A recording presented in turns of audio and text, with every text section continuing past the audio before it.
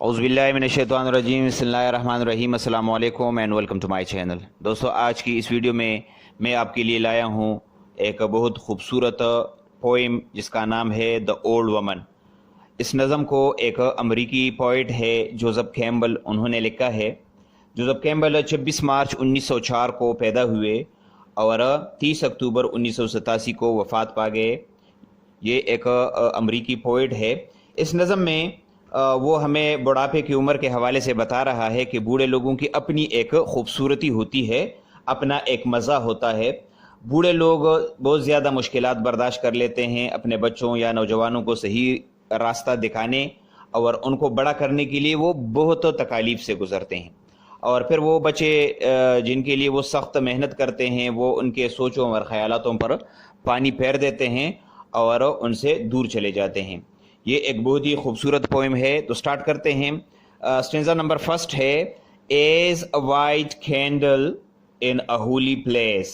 जिस तरह एक मुक़द्दस जगह पर सफ़ेद शमा की रोशनी होती है, so is the beauty of an aged face. बिल्कुल उसी तरह एक बूढ़े चेहरे की खूबसूरती भी होती है। अच्छा, अब यहाँ पर आप देखें, वाइट कैंडल से मुराद वो रोशनी है जो लोगों को राह दिखाती है और उनकी रहनुमाई करती है। वाइट का लफ्ज़ अमन की अलामत होती है, यानी बड़े अमन और सुकून से वो दूसरे लोगों की रहनुमाई करती है। इस तरीके से उन्होंने एक और बात कही है एजड फेस के हवाले से कि बूढ़े लोगों के चेहरे की खूबसूरती होती है। तो वैसे तो सारे लोग जवानी की खूबसूरती पर नज़र डालते हैं और हर एक को जवानी की खूबसूरती नज़र आती है, लेकिन यहाँ पर एजड फेस की खूबसूरती के लिए इमेजिनेशन चाहिए होती है, यानी जो इमेजिनेशन या तख़य्युलात है उसके बग़ैर आप इस खूबसूरती को नहीं देख सकते। अच्छा, नेक्स्ट हमारे पास जो स्टेंजा है वो है, As the spent radiance of the winter sun, so is a woman with her travail done। यानी जिस तरह मौसम सरमा में सूरज की रोशनी कमज़ोर या मदम हो जाती है, बिल्कुल उसी तरह एक औरत यानी बूढ़ी औरत भी होती है जो ज़िंदगी के कामों से बिल्कुल कमज़ोर हो चुकी होती है। यहाँ पर स्पेंड का मतलब है गुजरा हुआ या तका हुआ या कमज़ोर, जबकि रेडियंस के मानी है तजल्ली या चमक दमक।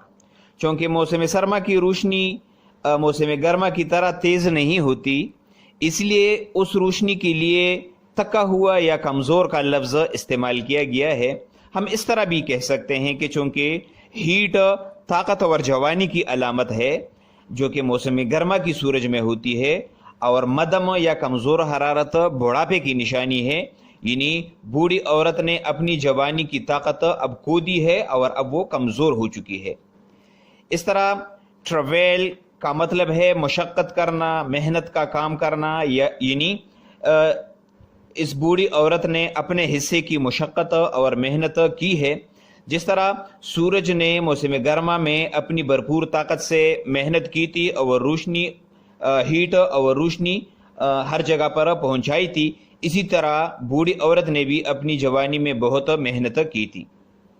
अच्छा, नेक्स्ट जो स्टेंजा है वो है, her brood gone from her.